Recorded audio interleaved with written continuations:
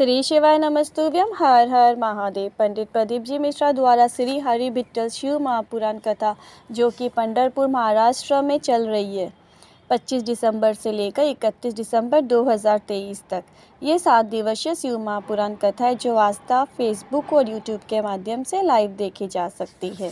कथा रोचक जानकारियों से भरपूर थी। गुरुजी ने कथा में कुल मिलाकर 8 उपाय पत्र उपयोगी जानकारी दी है।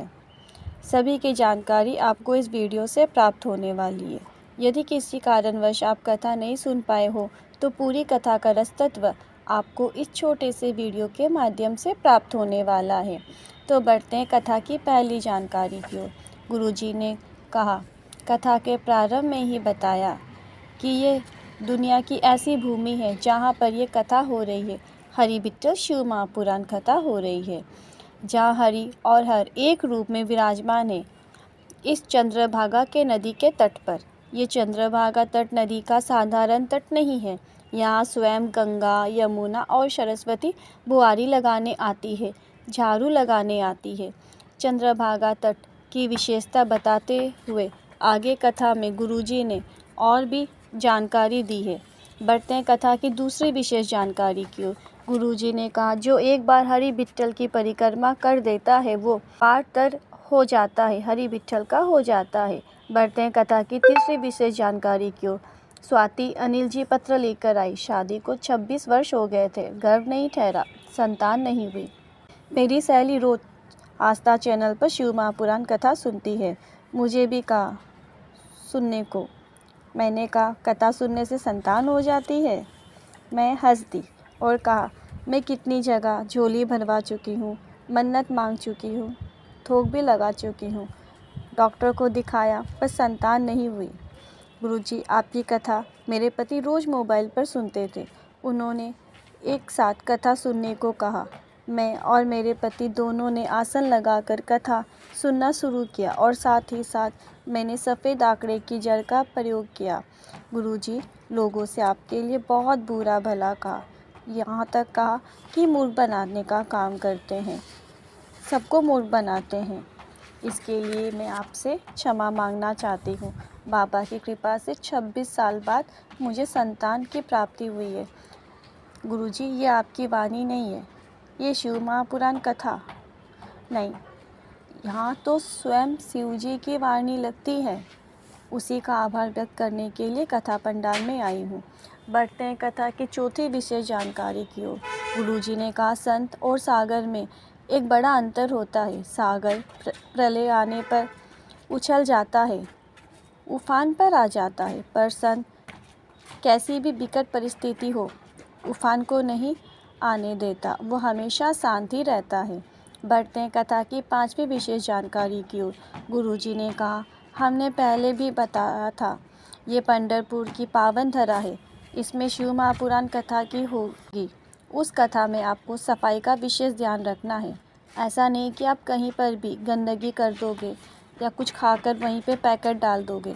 आपको गंदगी नहीं करनी है, क्योंकि इस धरा में ना जाने कितने संत थे जिन्होंने तपस्या की है, जिन्होंने हरि विट्ठल के दर्शन पाए होंगे। आप सफाई का विशेष ध्यान रखें। बढ़ते हैं कथा की छठी विशेष जानकारी की ओर। सुचिता चौहान जी पत्र लेकर आई। कई बार एग्ज़ाम दिया पर कहीं कोई रिज़ल्ट नहीं आ रहा था।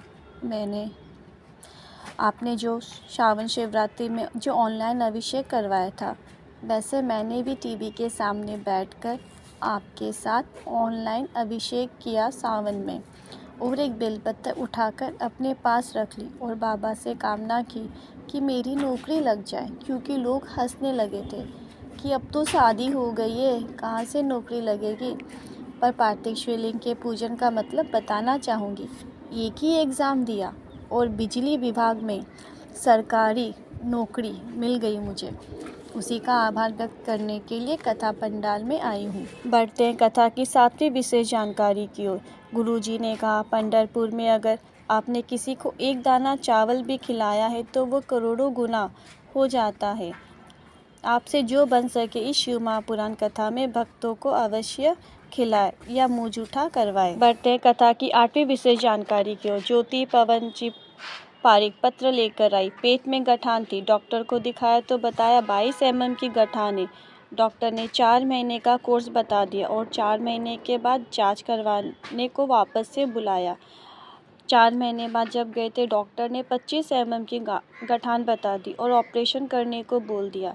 एक बार टीवी में आपकी कथा सुनी और कथा रोज़ सुनना शुरू कर दिया और उसी दिन आपने गठान वाला प्रयोग बताया तो मैंने भी वो कर लिया और मेरे पति ने शिवलिंग पर जल चढ़ाना को कहा और साथ ही बेलपत्र चढ़ाने को भी कहा। मैं जल का आचमन करती और बेलपत्र खा लेती। 2 महीने बाद डॉक्टर को दिखाया तो गठान नहीं थी। बाबा की महिमा का क्या बखान करूं। मेरे परिवार में किसी को संतान नहीं थी। सफ़ेद आकड़ी की जड़ का प्रयोग किया, उन्हें संतान हो गई।